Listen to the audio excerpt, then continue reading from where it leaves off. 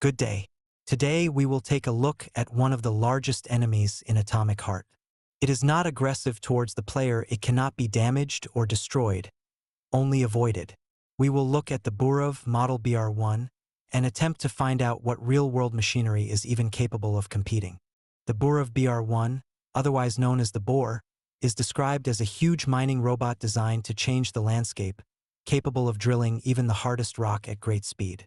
Designed in the form of a huge mechanical worm, its body consists of short cylinders that rotate, allowing it to drill through solid rock more efficiently while retaining high maneuverability. Additional rotating blades are located on these cylinders and the tail is forked.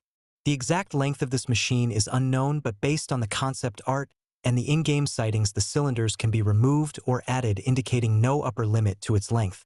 The frontal burrs are capable of reaching speeds up to 250 rotations per minute, while inside the frontal section of the machine 3 mechanical claws are seen. The machine is said to be an advanced technology for modern urban development and city building. With its help, it is possible to build a metro system in a month, and they were also prepared for terraforming the moon. With their help, the funicular network at Enterprise 3826 was built, as well as the entire Enterprise itself, which includes the fields, forests, and even the lake. Their plating is made from an unmarked alloy polymer technology which is stronger than tank armor, while they are said to be controlled using special remote controls. We also get some facts from a letter to a tour guide. In the letter, we are told that these machines are not supplied outside of the Soviet Union. The cost of one large unit is equal to the cost of building a space rocket. The device used to manufacture the machine is so complex that the slightest miscalculation will render it useless. Without stopping, it can reach a depth equivalent to that of the Mariana Trench in just 2 weeks. The technology was inspired by the underground submarine made by Soviet engineer Alexander Trebelev. Prototypes of this machine, named after the Slavic mythological three-headed serpent Zmei Gorinik, were deployed in the war, delivering powerful explosives under the enemy's defensive lines, and small versions of this machine operate day and night, expanding the territory of the Enterprise. As mentioned, the Boar in-game resembles a worm. The front consists of 6 independent large cone-shaped drills facing inwards towards the center. In the center, there is a gap with some kind of yellowish-red glowing circular light with 6 smaller ones surrounding it. Whether this light is meant to represent a camera or possibly a laser is unknown. The machine is also seen being able to retract small mechanical claws from that gap in order to pick up or grab small items, possibly for picking up small or fragments if needed. The entire body of the worm consists of the same short cylinders with spiked roller cutters sticking out of them. These cylinders will rotate during the drilling process, resulting in a round and evenly cut tunnel. The tail looks like a sharp, rotated 2-pronged fork, with 6 large holes in the section closer to the main body. What purpose these holes serve is unknown, but in the concept art we can spot the word danger written next to one of them. Based on the physical description and how it works, the best comparison would be a real tunnel boring machine, which are ironically also nicknamed as worms. However, unlike the version in-game, real machines can essentially be described as large underground ships that are designed to apply maximum force against the rock surface. This creates fractures and slowly grinds its way through rather than outright cutting into the rock. That is why if we look at a real machine, you will spot that it uses evenly spaced smooth discs rather than jagged and sharp drills. The cone drills in the Atomic Heart Boar are angled inward, which in reality would cause the front of those drills to experience much higher wear and heat. Not to mention that the drills interfere with each other's drilling paths, causing a reduction in efficiency. Real bore machines' disc cutters are spaced out evenly across the front in order to reduce interference and overall wear. In theory, the in-game machine could be used for burrowing into soft soil. It could be said that the red-yellowish glowing circle in the center of the face is a laser which helps cutting the rock easier. But we never see any form of beam being emitted while it is drilling, and the size of the circle indicates that it would be a very small beam, making it practically redundant. Which is why it is likely that a camera of some kind is used, allowing for the operator or the onboard AI to see. Possibly it is the LiDAR system we spoke about in the past video about the VOV-A6 robot, and that, in the real world, the Soviet Union started experimenting with this technology in 1963. In the world of Atomic Heart, laser technology has advanced incredibly far by 1955. Naturally, just like in reality, Bore machines use various sensors during operation to track its location and for the machine to know where it is located. This includes gyroscopes, inclinometers that measures angles in respect to gravity, seismic sensors, moisture sensors, geological condition sensors, specifically the ground-penetrating radar systems that operate like radars but for underground use, encoders to measure the positions of the machine's moving parts in GPS or the Soviet equivalent GLONASS. These are not all the sensors that real tunnel boring machines use, with many real manufacturers pushing for research and development into fully autonomous versions in hopes that the human element could be reduced to a minimum during the tunneling process. Another important feature of any tunneling machine is the muck removal system or slurry system. This leads to the question, where exactly is all the soil and grinded rock going when the BR1 begins tunneling? There do not appear to be any visible holes in the front to take in the muck and grinded rock, but in the tail we do see holes which may operate to expel the excavated material.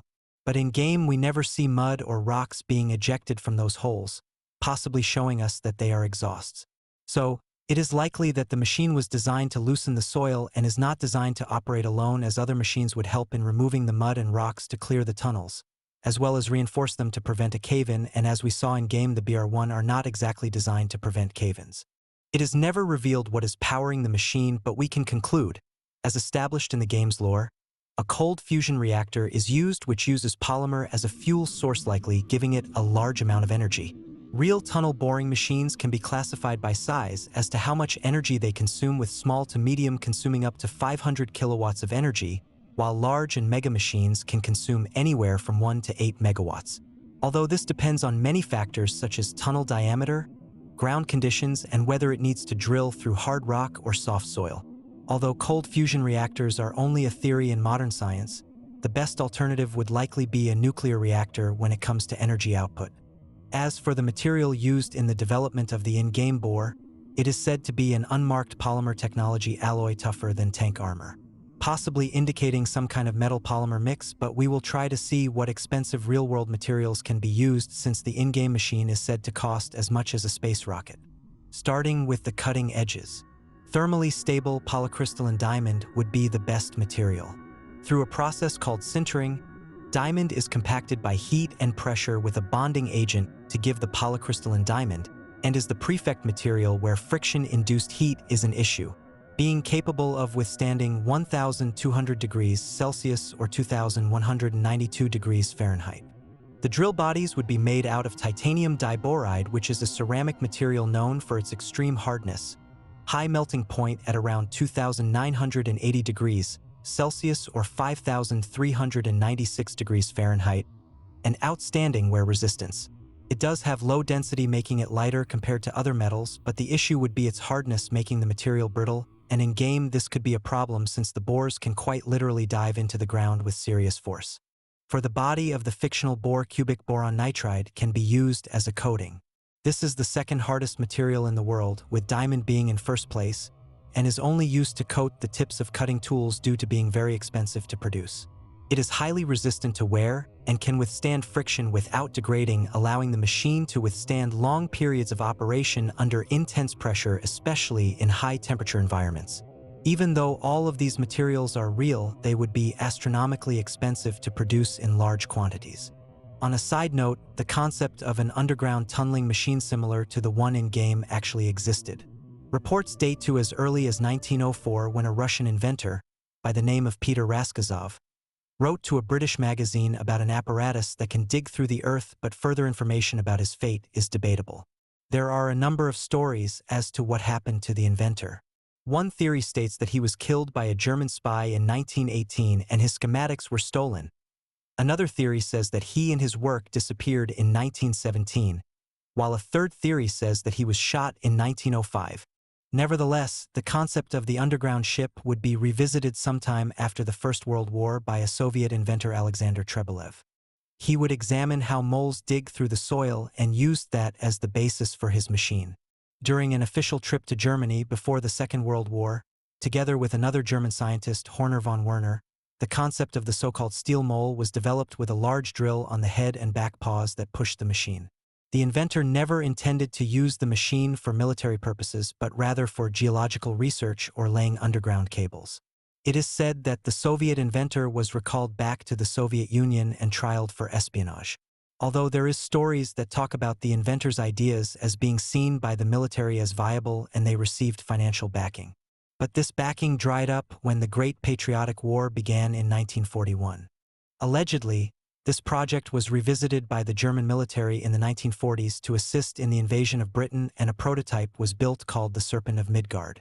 It was said to be able to travel 10 kilometers in 1 hour, could carry cargo and a crew, but due to the war reaching its conclusion, this prototype was destroyed in a tunnel not far from the city of Königsberg. In-game, we are told that during the war the Soviet Union used a similar machine to lay bombs underneath enemy positions, which is clearly a nod to the Serpent of Midgard. Later, in the 1950s, this machine was again revisited in the Soviet Union, with Treblev returning as head of the project. The project would essentially be converted into an underground torpedo and dubbed the Battle Mole.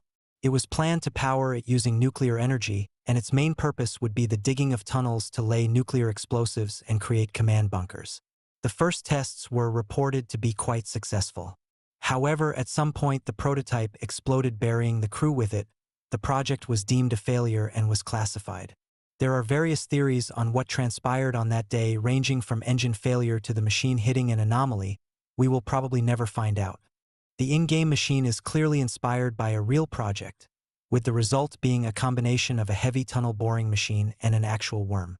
Its design is undoubtedly intimidating, but if we look at it from a realistic point of view, this machine will have a very difficult time digging through hard stone and in theory would only be able to burrow through soft soil.